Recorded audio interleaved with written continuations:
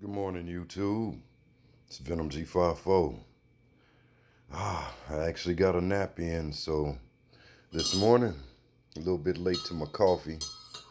Didn't make it to the COVID and coffee that I wanted to check out. Started watching a replay.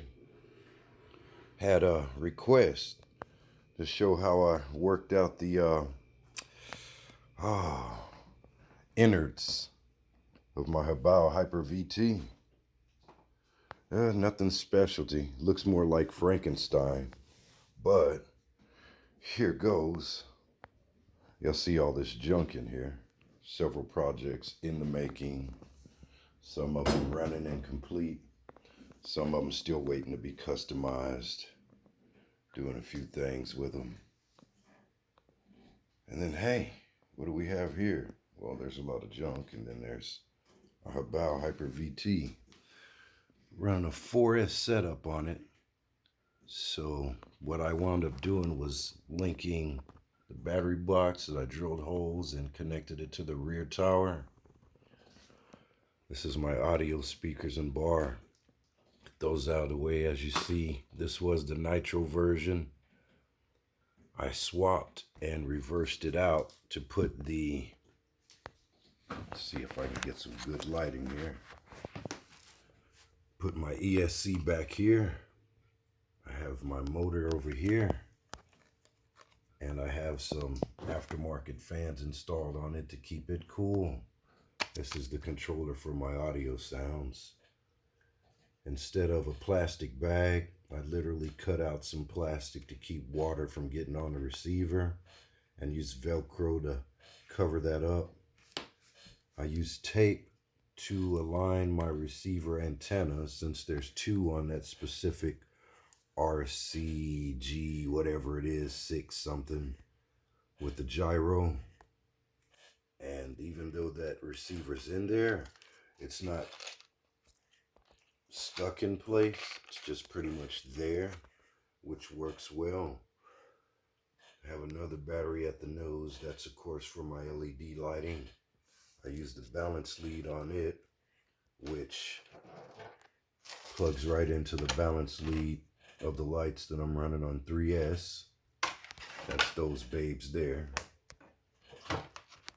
But with this setup and this vehicle, it had a aluminum mount for the steering servo. Instead of removing that and putting an aftermarket part on, I literally just went in with some vice grips and I bent until I broke that off without warping the rest. That gave me room to install my ESC here. And of course, I had to flip the spool around with the motor mount to add my motor mount and gears there. Cleaned up the wires with zip ties or what have you, all above the spool top. That's the only aftermarket part I used on it when I got the actual motor mount that goes for the Hobao MT, VT, and a few others. But seems like a very similar motor mount, which of course is solid, snug. That's just how I got it to work. And instead of worrying about Velcro, I used a bungee tie through the hook here and then wrapped it around a couple of times, which hasn't ejected a battery even in slides, crashes, and drifts yet, and holds it in place. That allows me to do, at the time I was doing 45 miles an hour. I'm sure I stepped it up a bit because I upped the spur or pinion, whichever one it is, on there. And there's my little GPS module, which needs to be recharged to go. Allen wrenches that I use for my rear body clips now, they work in conjunction with this GPS module. And then my front body clips, pretty much the originals or same diameter and size. Basically, with the body flare and everything else on this vehicle, the best way I found to get it all to work right, and I never removed my wing, was to set this down on there. And with that battery tray where I've got it now, it's been a matter of, let's see if I can do this with one hand. Oh yay, it worked. I installed those first. Then in the rear, I had notched it out from previous videos. I used this body for that Max there. Somehow this 1/6 vehicle and that 1/10 vehicle have just about the exact same wheelbase, with the exception of the trimming that I did on the lower edges of the body. Now that allowed me to have plenty of flex and room, and raised up the shocks on the Max so that there was no collision of the body. But what I do is I take these Allen wrenches and I'll plug these into there, use some heat shrink to make sure they don't go too far, and hot glue, and then some packing tape which keep them in place. And then as you'll notice, there's a Velcro strip down the center. Now with a slight press, I can set this in between those. Give me a second, set her down.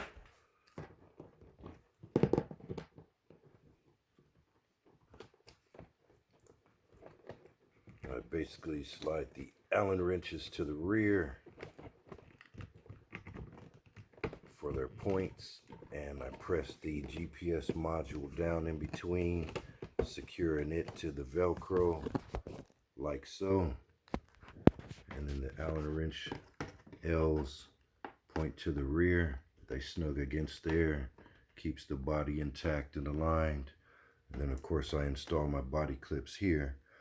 And for the most part, I can reach under and turn it on and off on this side for my actual ESC to plug in the battery. The leads come under the body forward enough with plenty of room for my hands to get under to plug it up.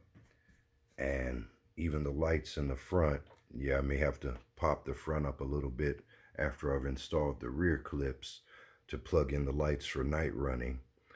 But it just has enough room to where I can install a small FPV transmitter and camera along with battery that can either be taped to the inside of the roof and aligned on top of this plastic here that's actually under this windshield to give me the FPV view from either center or slightly to the driver's side.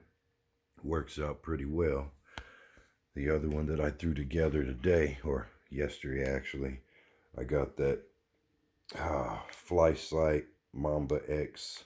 It's a 2000 milliwatt video transmitter with built-in cooling fan. It's like 48 channels, 2S LiPo battery that I suggested several months ago on the RC Guy Garage Facebook page.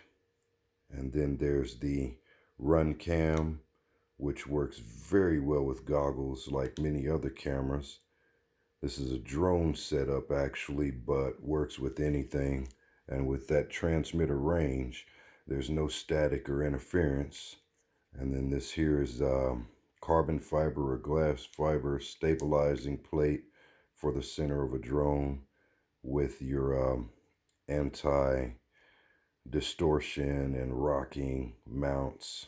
And then I basically used hot glue and tape and put the Run Cam on the nose of it so I can install this quickly right on top of a vehicle, or in this case, possibly remove the driver and throw it in there for that specific side.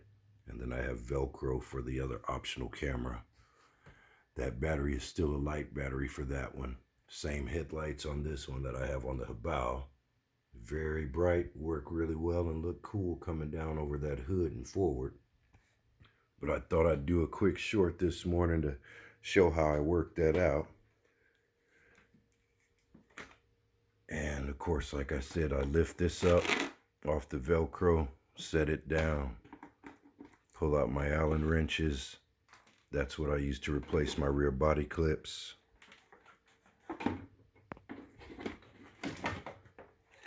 Body off. I actually got my hoons on there the right direction. And even after the runs that you've seen of it on one video and several other runs I've made, it's barely even breaking those tires in. But that's my battery setup.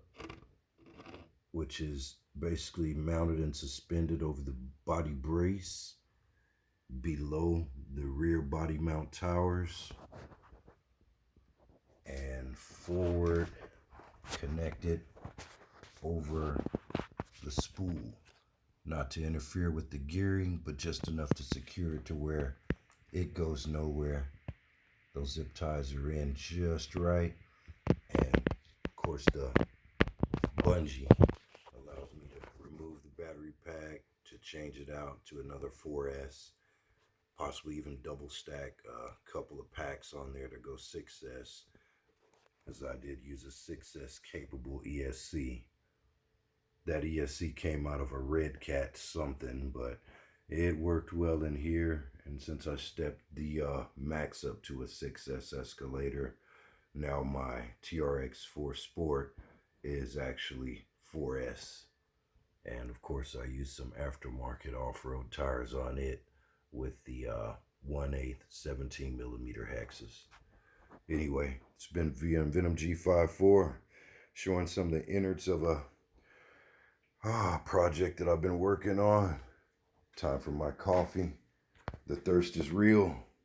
And after a little nap, let's just say I'm gonna have to do some cosmetic hygiene before I'm throwing my face on camera.